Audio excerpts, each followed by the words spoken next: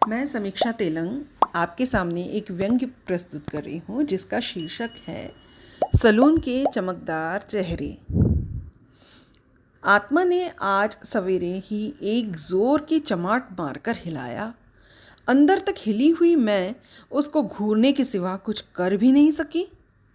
खूब मन किया कि नींद से जगाने के अपराध में बड़ा सा दंड दूं, लेकिन ये क्या, किलो भर के हाथ 2.5 किलो के हो चुके थे। मेरा भारी भरकम सिर चेतन अवस्था में जड़ हो चुका था। करवट लेने की इच्छा हुई तब आत्मा छाती पर विराजी थी।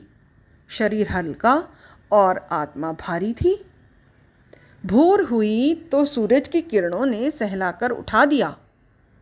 प्रकृति का कुछ आनंद लें उसके पहले उठते ही कराग्रे वसते मोबाइल किया। आंखें रगड़कर देखा कहीं ये सपना तो नहीं था। सुबह का सपना गलत भी नहीं था। मैसेज बॉक्स में हाथ धोने के अलावा भी एक मैसेज पड़ा था। वह भी सुबह 4 बजे का था। मैसेज ब्यूटी सलून से था। अपने खुलने की मुनादी कर रहा था। 100% सैनिटाइज होकर कोरोना से सेफ हो गया था। पार्लर सेफ हुआ था। आने वाले कस्टमर कितने कोरोना फ्री हैं ये किसे पता था। मालूम तो ये भी न था कि स्टाफ इस महामारी से कितना मुक्त है। मैसेज में कोई जिक्र तक नहीं था। इधर आत्मा खुद मुझसे डर रही थी, इसलिए मुझ पर चढ़ी बैठी थी। 3 महीने बहुत होते हैं किसी महिला को पार्लर गए। मन किया चलो अपॉइंटमेंट ले लें। आजकल डॉक्टर और सलून 2 ही जगह तो लंबी लाइन होती है। एक अंदर का ट्रीटमेंट करते तो एक बाहर का। दोनों का काम एक ही होता है, ट्रीटमेंट करने का। दोनों का ड्रेस कोड भी अब पीपीई हो गया है। पहले काल में दोनों सफ़ेद एप्रन पहना करते थे। मैंने सोचा क्या करवाया जाए पार्लर जाकर। यदि आईब्रो कराई तो सोशल डिस्टेंसिंग की धज्जियाँ उड़ जाएंगी और अपन ठहरे पक्के नियम पालक। चलो एक बार मान भी लें कि वो सुरक्षित ड्रेस में रहेगी, लेकिन यदि सैनिटाइज़र का छिड़काव भौहें पर कर दिया तो हाथों की त्वचा सैनिटाइज कर करके उखड़ चुकी है। कहीं भौहें उखड़ गई तो ना, ये तरीका सही नहीं है। कोई नहीं, चलो हेयर कट ही ले लेते हैं। ये किसे मालूम उस स्प्रे में पानी की जगह अल्कोहल डाल दिया हो।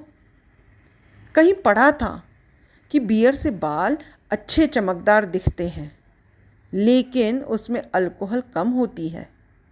कहीं ऐसा ना हो कि कट करते में जड़ से ही बाल हाथों में आ जाए। इतना सोचते ही मेरी तो रूह कांप गई। कान पकड़े, बालों पर कोई सौदा नहीं।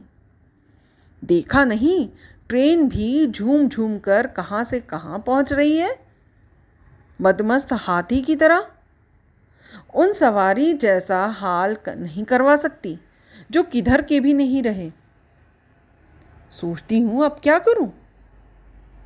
फेशियल सही रहेगा, मशीन से करना है, हाथ भी टच नहीं होंगे, यही सही रहेगा। मैसेज किया और टैरिफ भेजने के लिए कहा। अरे ये क्या, फेशियल के रेट ऐसे आसमान छू रहे जैसे पूरे आसमान का करना हो। 2,500 से शुरुआत थी, जिसमें केवल चेहरे की मसाज थी। करने वाले केवल मास्क पहनी रहेगी। 5,000 की फेशियल में साधारण मास्क और पीपीई का संयुक्त हिसाब था। 10,000 वाले में सब कुछ असाधारण था।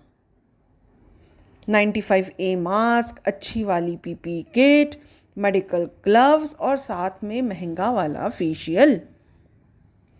अपन तो फेशियल की कीमत सोने से आंक रहे थे। हद है, मतलब सोने की हैसियत ही ना बची थी, और हमारी तो उतनी भी न थी। ऊपर से सैनिटाइज़र और मास्क का खर्चा अलग।